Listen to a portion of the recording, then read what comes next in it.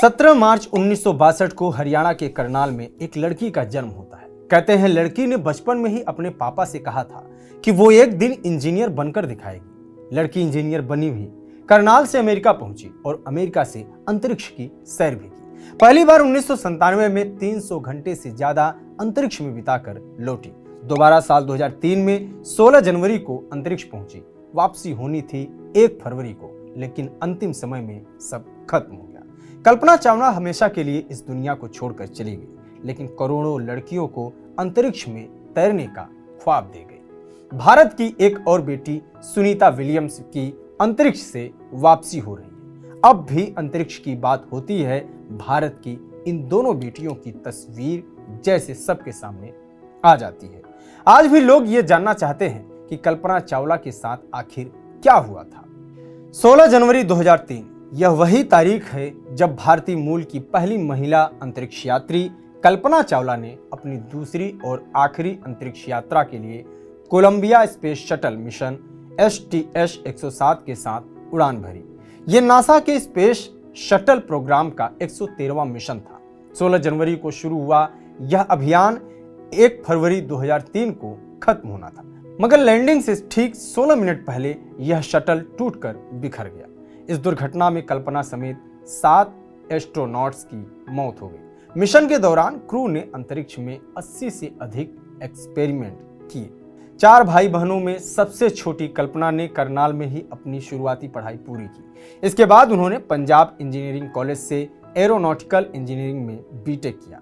1988 में नासा से जुड़ने के बाद कल्पना ने अमेरिका को अपना स्थायी ठिकाना बना लिया और 1991 में अमेरिकी नागरिकता हासिल की। कहते हैं हादसे के बाद नासा की तरफ से जांच की गई। जो पता चला वो काफी चौंकाने वाला था। जांच के मुताबिक कोलंबिया स्पेस शटल STS-107 के लॉन्च वाले दिन यानी 16 जनवरी 2003 को शटल के बाहरी टैंक से फोम इंसुलेशन का एक टुकड़ा टूटकर गिर गया। इस टुकड़े ने शटल के बाएं पंख पर एक छेद कर दिया। इस छोटी सी दरार ने पूरे मिशन को तबाह कर दिया। जब शटल वायुमंडल में प्रवेश कर रहा था तो गर्म गैसें उस छेद से भीतर घुस गईं और बाएं पंख की संरचना को नष्ट कर दिया। 1 फरवरी 2003 को जब शटल की लैंडिंग होनी थी, मिशन कंट्रोल सेंटर ने असामान्य तापमान रीडिंग्स और टायर प्रेशर की गड़बड़ियों को नोट किया। कुछ ही मिनटों बाद स्पेसक्राफ्ट आग के गोले में बदल गया। स्पेस जर्नलिस्ट माइकल कैबेज और विलियम हारवुड की 2008 की एक किताब के मुताबिक नासा के अंदर कई लोग थे जो टूटे हुए विंग की तस्वीरें लेना चाहते थे। कहा जाता है कि नासा के डिफेंस डिपार्टमेंट ने ऑर्बिटल स्पाई कैमरा का इस्तेमाल करने का सुझाव दिया था, लेकिन नासा के बड़े अधिकारियों ने इसके लिए मना कर दिया और बिना किसी जांच के लैंडिंग आगे बढ़ गई। कई विशेषज्ञों का मानना है कि अगर क्षति की सही तस्वीरें ली जाती तो इसका समाधान खोजा जा सकता था।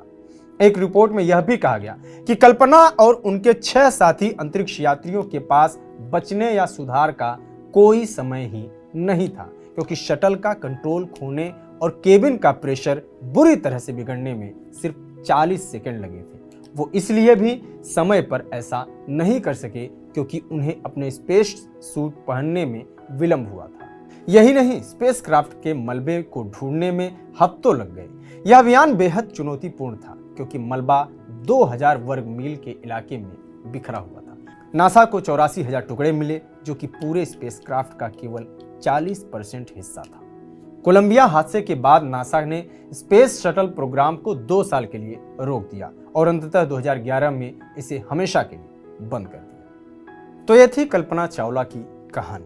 ये कहानी आपको कैसी लगी कमेंट बॉक्स में जरूर बताएं। बाकी देश दुनिया की सभी जरूरी खबरों के लिए बने रहिए TV9 डिजिटल के साथ। नमस्कार।